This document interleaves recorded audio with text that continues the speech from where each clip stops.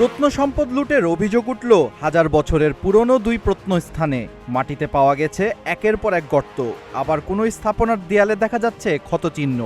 যদিও সেখানে লাগিয়ে রাখা এক সতর্কতামূলক সাইনবোর্ডে লেখা ছিল, অবৈধ খনন ও প্রত্নসম্পদ লুটের অপরাধে 15 থেকে 20 বছর পর্যন্ত কারাদণ্ড হতে পারে। পূর্ব সিরিয়ার গুরুত্বপূর্ণ দুই প্রত্নস্থল মারি ও দুরাইওরোপসে এমন দৃশ্যই দেখা গেছে।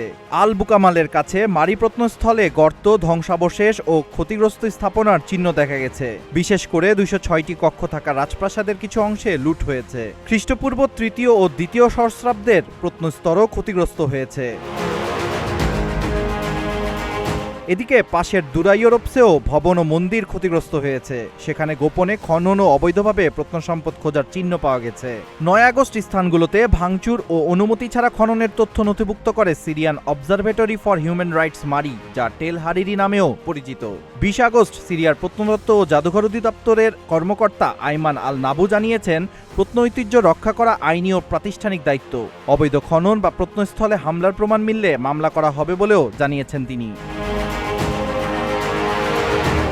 প্রত্নতত্ত্ব বিশেষজ্ঞ ইয়াসের সোহান জানিয়েছেন, সিরিয়ার গৃহযুদ্ধের সময় মারি ও দুরাইওরোপস সহ সিরিয়ার বহু প্রত্নস্থানে লুটপাট ও অবৈধ খনন বেড়ে যায়। যুদ্ধের পরও সংগঠিত লুটের চক্র সক্রিয় রয়েছে।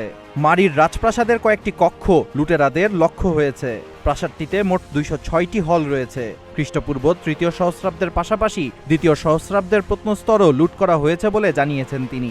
দুরাইওরোপসে ভবন ও মন্দির ক্ষতিগ্রস্ত হওয়ার পাশাপাশি গোপনে খনন ও অবৈধভাবে প্রত্নসম্পদ খোঁজার ঘটনা ঘটেছে। তবে এই লুট নতুন নয়। 2014 সালের স্যাটেলাইট বিশ্লেষণে দেখা যায়, ওই বছরের এপ্রিল পর্যন্ত দুরাইওরোপসের শহর প্রাচীরের ভেতরের প্রায় 76% এলাকা ক্ষতিগ্রস্ত হয়েছিল।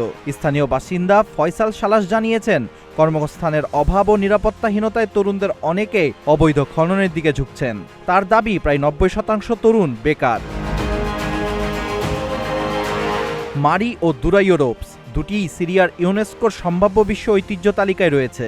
প্রশ্ন হলো, লুটের হাত থেকে কবে রক্ষা পাবে হাজার বছরের এই ইতিহাস? কবে কার্যকর নিরাপত্তা নিশ্চিত করা সম্ভব হবে?